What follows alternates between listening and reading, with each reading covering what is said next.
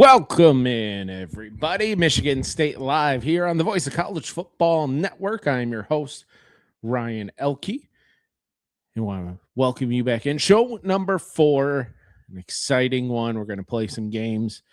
Of course, I didn't know Michigan State Athletics, their official Twitter account, we're going to play their own games today, but maybe we'll dive into that next week and kind of see what the responses are over the weekend and 4th of July weekend, holiday weekend here. And before we, get started into our games of start, bench, cut, we are going to dive into some updates on, the administration and what's going on there. And before we do that, just, all the similar stuff, like, subscribe, comment, do all that fun stuff. So, we can keep growing this show and have a nice audience before football season starts. It's a beautiful Thursday, July 2nd, scorcher out there, nearing 100 degrees. World Cup is on. I have Portugal, Croatia off to my side here, seeing Portugal, almost just netted their third goal, second stoppage time, but looks like Portugal's going to move on. But if you want to follow me on Twitter, on X, right there, scrolling on your bottom screen at RyanEL_key.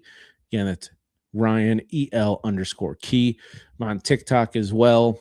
If you go to my TikTok, is a lot of Michigan State content there, more short form, quick post-game recaps, like quick, 1-2 minute hits, because I send those out to Twitter as well. And got to keep it to 2 minutes and 10 seconds, but it's kind of those quick thoughts after a game where it'll kind of set up the post-game shows for here during the season.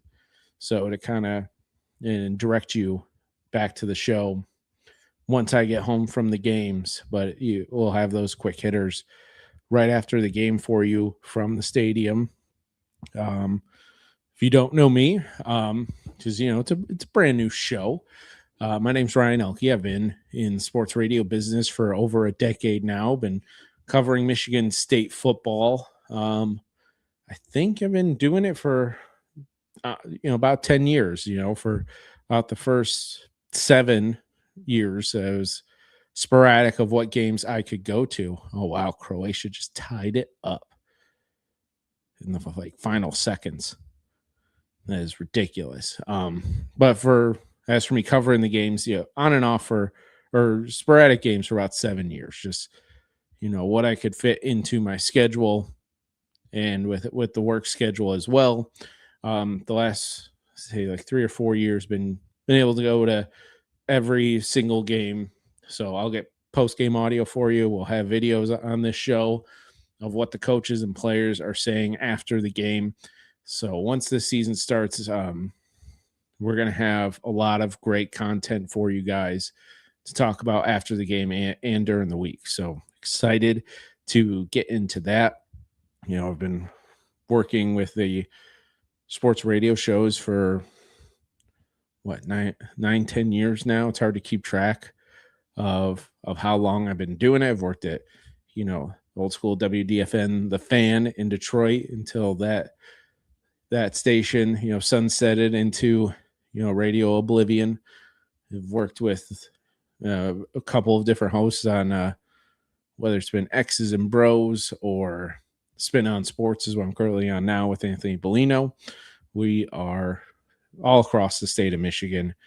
We're in Grand Rapids. We're in, up north. We're in Midland, Flint area, Toledo, and on in Ann Arbor. So that's why I'm here, is because tired of catering to that Ann Arbor audience and want to talk more Michigan State with you guys. So before we get into our fun game today of start, bench, cut of players of the last 10 years. So that's the end of the D'Antonio era, Mel Tucker era, Jonathan Smith era.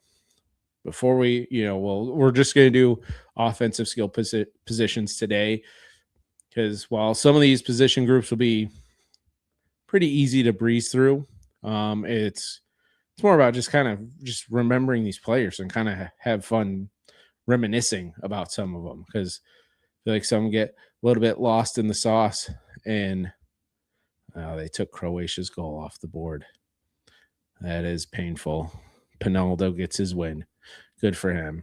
But as for the game today, it's more just fun, reminisce about these players, because some of them had some great careers, I think, just kind of get pushed to the wayside a little bit, whether it had been, not the best record of the season, or they weren't necessarily the household name. So it's more fun to talk about them and just, give them a little bit of their flowers, because they earned it. They were Spartans through and through. So before we dive into that, though,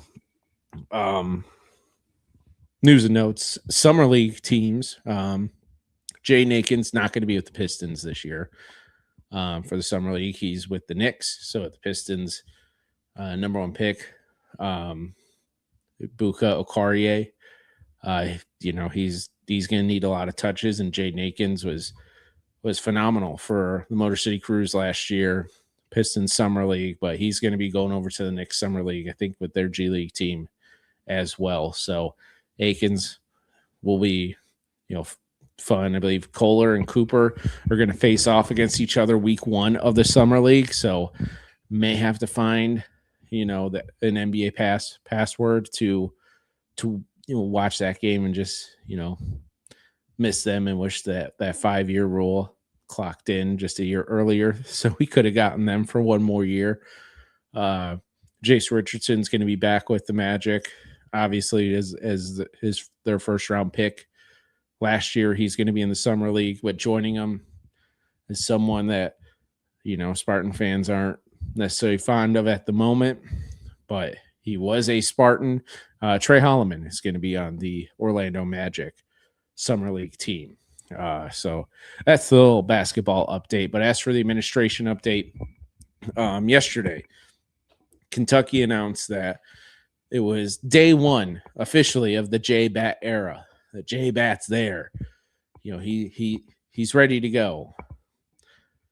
That was until David Harns of Spartans Illustrated pointed out that Batt is not officially in Kentucky. He's still in East Lansing. And that Kevin Guswitz, the reason he hasn't named an interim AD is because Batt hasn't left yet. He hasn't gone there. So I still think it's still over that buyout money. That's, the $5 million cut into 2.5. But as I was just scrolling Twitter through right before the show, Clemson just announced that they've extended the interim of their president as Kevin Guswitz finishes up at Michigan State. And I don't know how much you guys trust Justin Spiro of Darko State News. He seems to be on top of a lot of things that a lot of people maybe do know but shouldn't know. Justin Spiro is reporting that Guswitz hasn't even signed his contract at Clemson.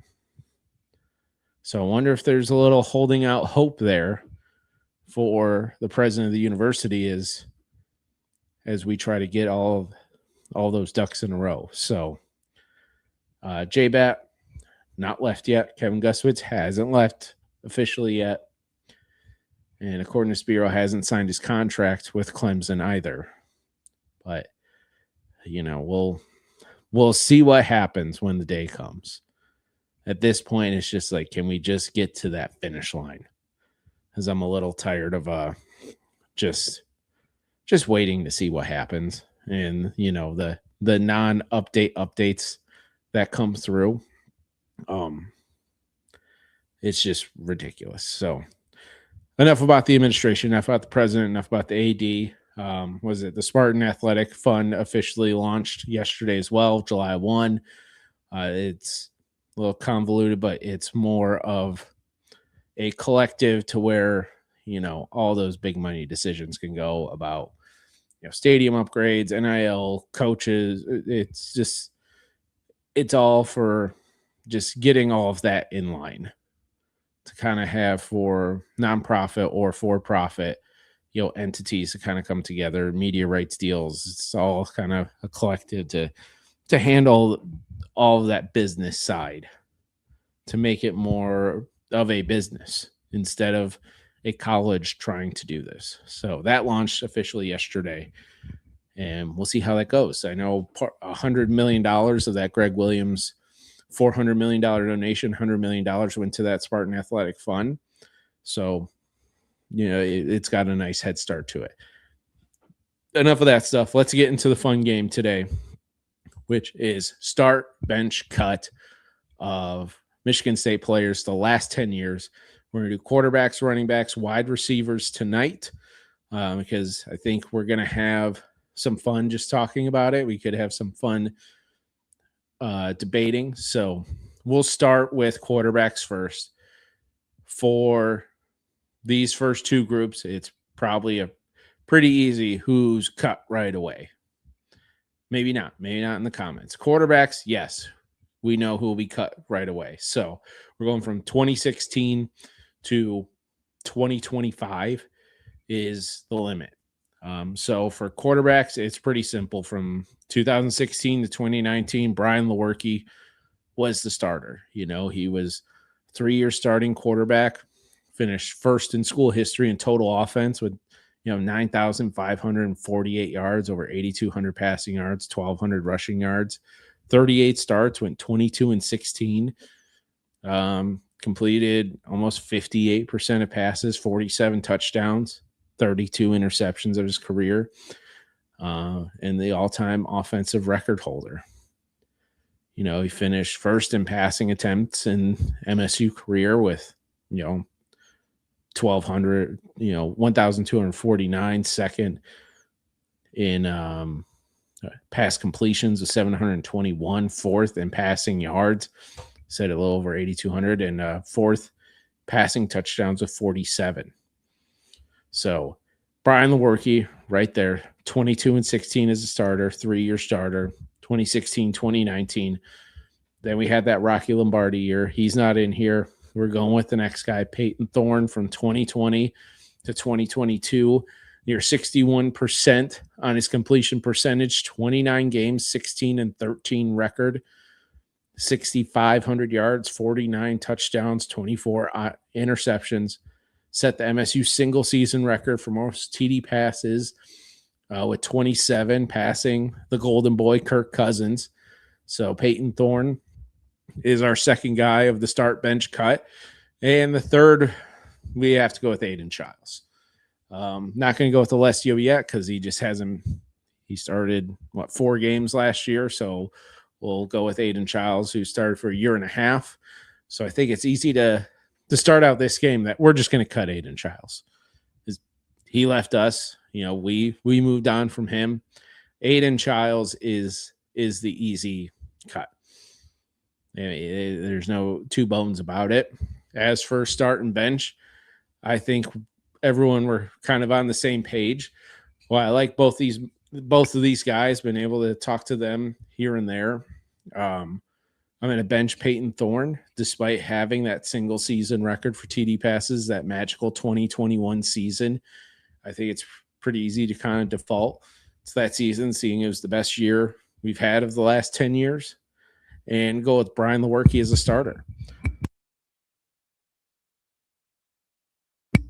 Brian Lewerke was just he was a dog. He was a workhorse, and still loves Michigan State. I believe his podcast is "You Are the Program." I believe that's his podcast. He's hosting now with a few other MSU guys.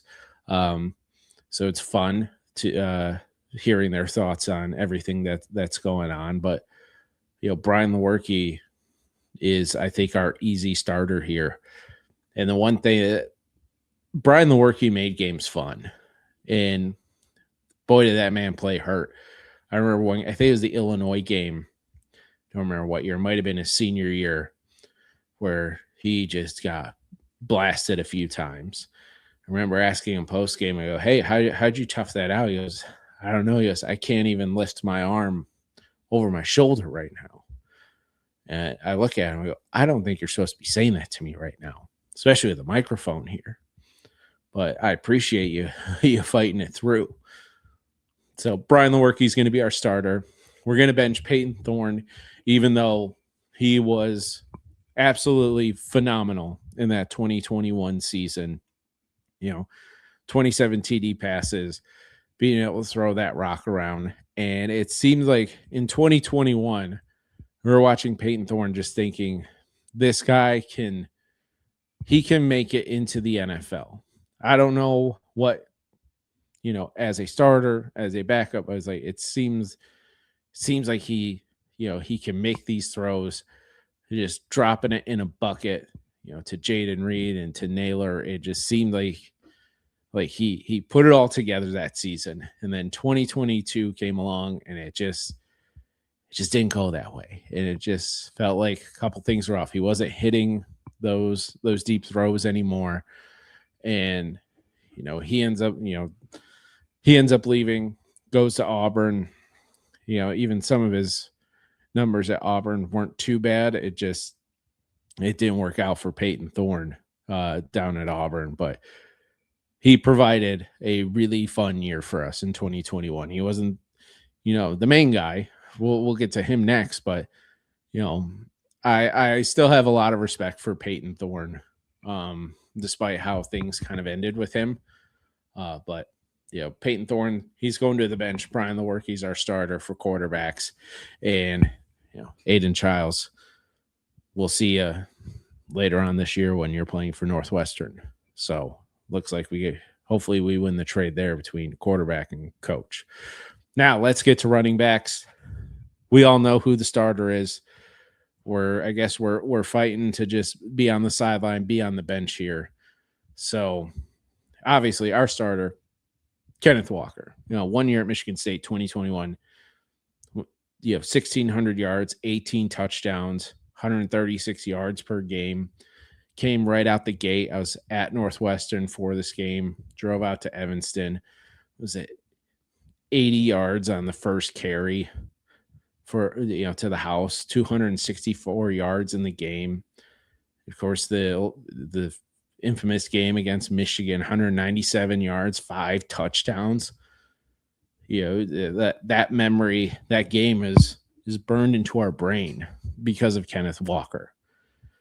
And then 233 yards versus Rutgers. It's the one touchdown run he had where him and Jalen Naylor are high-fiving near the end. That's still the background on my iPad right now. That's the background screen. So Kenneth Walker is our easy start. He was the Walter Camp National Player of the Year, Doak Walker Award winner, consensus All-American, unanimous first-team selection. All those awards, and somehow finished 6th in the Heisman voting and missed out on getting invited. He's the first Doak Walker Award not to be invited to the Heisman Trophy ceremony. Utter nonsense. That was the heartbreaking nature of it all, was him not getting the full recognition because of the loss at Purdue. Didn't have a great game. And then the loss, the butt kicking from Ohio State, where they were up 50 quick, and Walker has a little bit of a bum ankle, so by mid-second quarter they're just telling him hey, we're all good, you can just take a seat. So Kenneth Walker, of our running backs, easy start. Now it comes to the bench and the cut, though. We have 2 players here. We have Elijah Collins, I went with, from 2018 to 2022, 5 years at Michigan State, and then graduated his bachelor's and moved on to Oklahoma State. But 41 games, 1,500 yards, 13 touchdowns. And I just remember watching 2019, he had the 988 yards as a redshirt freshman. I thought, hey, this is our next guy. And I believe he redshirted during COVID is what happened. Or no, that was Trey Mosley. Elijah Collins redshirted the year before, but the year before 2019. In 2018, he redshirted. But I thought Elijah Collins was going to be kind of that next great Spartan back. And after that redshirt freshman year, he was just a dude that it was, 3 yards in a cloud of dust was kind of his running style. But, he, I think he was a senior 2022, kind of have a little bit of resurgence due to some injuries. Had 400 yards 400 plus yards that season. And it was nice to kind of put that cap on what started was so great of a career for Collins to kind of end it at least with a decent season. And him moving on, I think we're all just like, hey, did we get it? We're trying to move into our next person, and good luck. So Elijah Collins is up for the bench spot or the cut spot. It may be hard to find room on the bench when there's LJ Scott. LJ Scott did start 2015. We're just starting at 2016, but he's 15, 16, and 17. He ranks 9th all time on MSU's rushing list with 2,855 yards, 9th in carries, 610, 12th in rushing touchdowns, 25, 27 total touchdowns, played 43 career games, 9 100-yard rushing games, led MSU in rushing in 3 straight seasons. In 2015, he had 699 yards, was 994, just off close to 1,000 in 2016. And in 2017, almost 900 yards again. Of course, I don't know if we do count it, because I said 10 years and it kind of escapes that. But when you think LJ Scott, you think of 2 things. One, I hope it's not the number one you think of, but, one, we think of all the traffic violations he got in East Lansing. I mean, it just seems like every other week that man was getting pulled over without a license. But the other thing we obviously think Big Ten championship game against Iowa, that drive to take the lead and go into the college football playoff, looked like he stops at the 1, then does the swim move, puts the ball over the goal line. Spartans take the lead and eventually take the win and the Big Ten championship. So between LJ Scott and Elijah Collins, and I think we have to go LJ Scott on the bench as long as someone provides a ride for him to the stadium.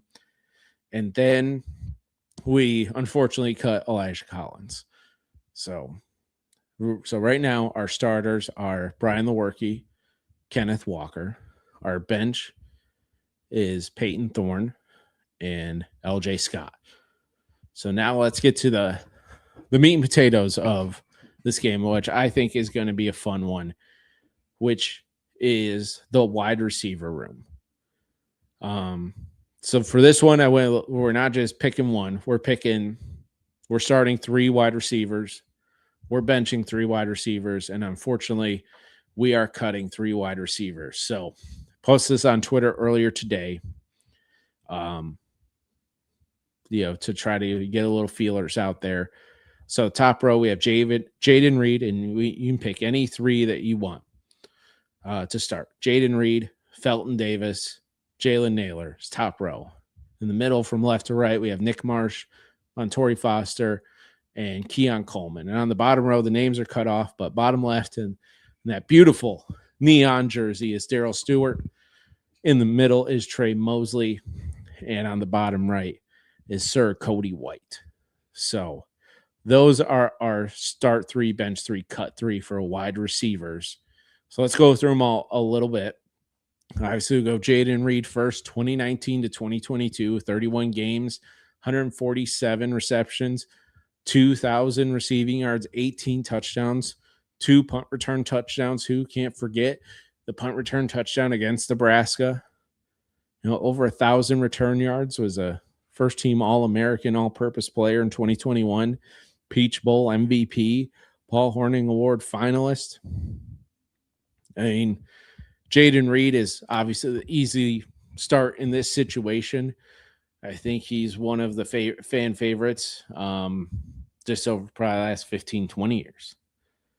I mean, the guy's in the league now with Green Bay doing great things. So Jaden Reed is there. So number 2, I'm going to go Jalen Naylor. This is not who I'm starting. We're just kind of going through them. Jalen Naylor from 2018 to 2021, 28 games, 86 receptions, 1,400 yards, 12 touchdowns, had 4 100-yard receiving games in his career and a 200-yard game against Rutgers. So, and they said Naylor and Kenneth Walker doing the high five on the touchdown will forever be one of my favorite just photos in Spartan history. Says that was a 90-yard touchdown run from Walker and capped off with 2 of them high-fiving at the 10-yard line. So we'll complete the top row here talking about Felton Davis. He started his career before our benchmark, which is 2016. He started in 2015 through 2019. 4-year letter winner, had in crisp, even 100 catches, 1,450 yards, 14 touchdowns in 38 games, 22 starts. Suffered that Achilles injury against U of M, but he finished his career 11th in school history in receiving touchdowns of 14, 26 in receiving yards, and 30th in receptions, just at 100. This is the mind-blowing stat for Felton Davis, though. When looking it up and reading it, it's like, how? I mean, not how, because when we watched Felton Davis, the man seemed like automatic. And this stat will kind of prove it. 80% of his catches, which means 80 out of 100. He had a clean 100. 80 of his catches went for either a first down or touchdown. Say 80% of Felton Davis's career catches in college went for a first down or a touchdown. That is ridiculous. And of course, we all remember his last catch, his 100th career reception, was that game-winning touchdown catch against Penn State, where there was 6 seconds left on the clock on that sideline. Beats, kind of catches it behind the corner. Wasn't necessarily in a great place. Sticks his arms out, catches it, jogs, and MSU wins. So we've gone through the first 3: Jaden Reed, Felton Davis, Jalen Naylor. Let's go to the man in the middle on the left who just left us, Nick Marsh. And we'll put current feelings aside, but Nick Marsh also 100 career receptions, 1,300 yards, 9 career TDs, 23 career games, 20 consecutive starts, reached 1,000 career yards against Indiana last year. And if he's 49th or 50th player in MSU history, have 1,000 career receiving yards. Nick Marsh, I just feel like it felt like a blessing to have him for year 2 after how badly year 1 went. But, great talent. But, we've kind of heard some stories about maybe his attitude towards the end with MSU that may have soured us. But, hey, we're just going to honor him today. We're going to put him in the start 3, bench 3, cut 3 of wide receivers. Next up, Montorie Foster. From 2020, 2024, I believe, with the Seahawks this past year. So he might have gotten a ring along with Kenneth Walker. I haven't kept track. They said Jaden Reed with Green Bay now. Jalen Naylor, I believe he signed a deal with the Raiders. Felton Davis, I think, got a ring with the Chiefs as well. Montorie Foster, 5 years at Michigan State, 54 games, 28 career starts. 108 career receptions for 1,400 yards and 8 touchdowns. And, 34th wide receiver with 100 career receptions. And, this is where MSU's record book gets kind of weird because they put, Nick Marsh saying he was the 49th receiver, reached 1,000 career yards, but also Montorie Foster is the 49th career receiver to reach 1,000 career yards. Oh, excuse me. Allergies catching up to me and this heat going on. But Montorie Foster, just a solid career. He's just one of those guys that was very reliable. And, I just just like the man. So Montori Foster in here as well. And in the middle on the right, fan favorite. Wish we had more of them. Neon Keon Coleman, from 21 to 22, 65 career catches, 848 yards, 8 touchdowns, and 12 starts. Had the basketball highlight against Michigan, crossing them up, and that layup will forever live in Spartan lore. And of course, he went on to Florida State and had a nice season, very similar to the one he had in 22 with Michigan State, but where Keon had 7 touchdowns for MSU his sophomore season, 11 touchdowns for Florida State in his junior season. So, all right, yeah, comment. Start Reed, Naylor, Davis, bench Marsh, Coleman, and cut the rest. All right, well, you can put one more on the bench. It's actually from my dad, John Elke, 926. So you can put one more on the bench, and we'll go through the bottom 3 here. This guy was actually one of my favorites. I just loved how he played, and that's the bottom left. He's wearing the neon. Darrell Stewart from 2015 to 2019, 150 career receptions, 1,600 yards, 7 touchdowns in 43 games. Finished 3rd career in receptions at MSU with 150, 9th in receptions per game, and tied for 23rd in receiving yards, and 2,300 all-purpose yards. So had about 550 kick return yards as well. And this is the fun stat for Darrell Stewart. Had a reception in his last 33 games he played in. So he played 43. He had a catch in his last 33 games. So he was fun. He was during the last of those D'Antonio years where I just like the makeup of him. Kind of that shorter receiver, could put him in the slot, could shift him around, and he was just a fun player to watch. And speaking of another reliable one, I thought this man was going to have a great future because he was kind of that young core, that number 3 receiver in 2021. That was Trey Mosley. He played from 2019 to 2023. He took a redshirt year during the COVID season, only just playing 3 games. So he earned a red shirt during that year, but 126 receptions, 1,400 yards, and 10 touchdowns. He's tied for 17th on the receptions list, top 25 in career touchdowns. And as when the Felton Davis stat of 80% of Felton Davis's catches were first downs or touchdowns, in comparison to Trey Mosley, 55% of Mosley's catches were either a first down or a touchdown, and had at least one catch in 42 of his 44 career games, including 25 straight to end his career. So it seemed like Trey Mosley was going to be that next guy up after Reed and Naylor and Coleman left, but that senior season didn't end the way we wanted to, just playing 7 games in 2023. It's a man I, really enjoyed watching. And I thought, again, he would have been a next level player, but just had a hard time staying on the field. And I believe he had a workout with Cincinnati when he left Michigan State. So he had to work out the Bengals, but I don't think anything amounted to it. And then our last one, I feel like this man's forgotten a lot, but, he provided great years towards that end of the D'Antonio years, and that's Cody White from Walled Lake Western, played from 2017 to 2019, 35 career games, 26 starts, finished career 7th in MSU history with 143 receptions, 12th in receiving yards with near 2,000, well over 1,900, and tied for 16th with 12 touchdowns. Ranked 7th in MSU history in 4.1 receptions per game, had 5 career 100-yard games. So he left, just played 3 seasons.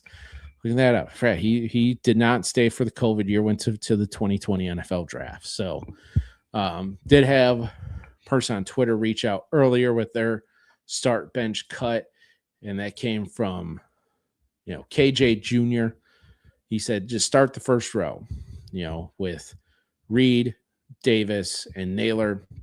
Bench Gerald Stewart, Cody White, and Keon. Bench or cut Marsh, Foster, and Mosley. So that's where KJ's going. He's going Reed, Davis, Naylor, and then he was benching Stewart, White, and Keon.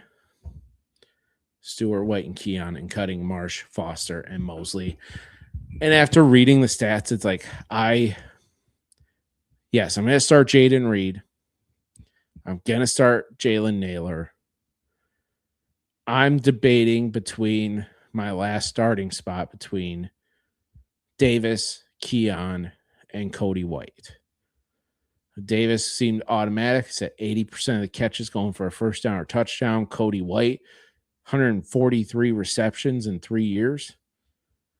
Ridiculous. And just the athletic ability of Keon Coleman. It's hard to tell. I might play localized guy here, from the Oakland County area. So I'm going to start Cody White. On the bench, I'll put Felton Davis, Keon Coleman, and Darrell Stewart. And then we'll cut Nick Marsh because he left us.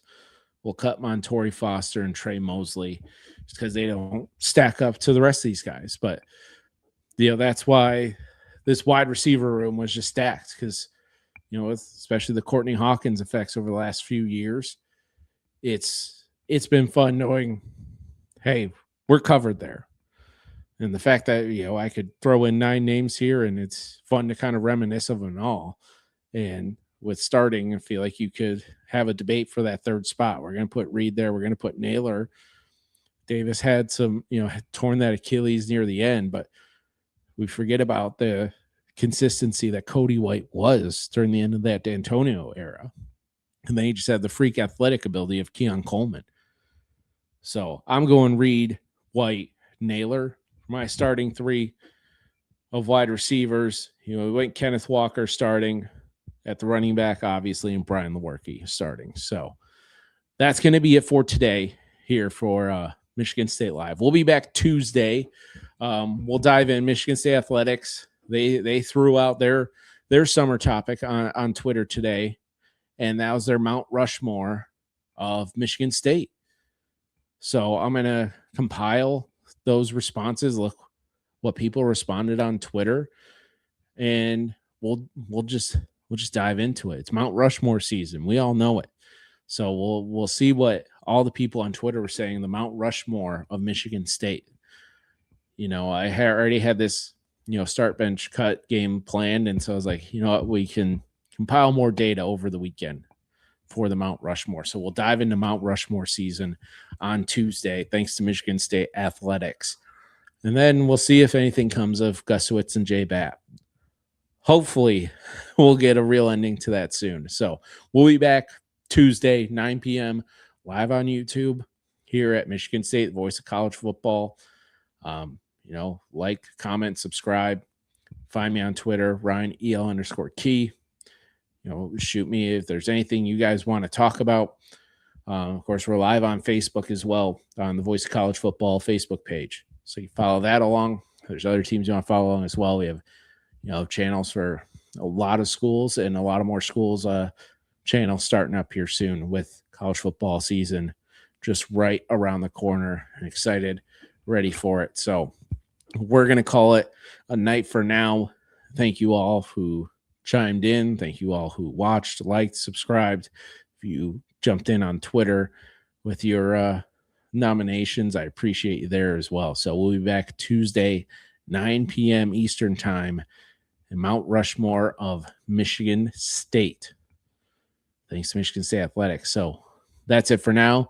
Everyone have a great night. Have a safe 4th of July holiday weekend and go green.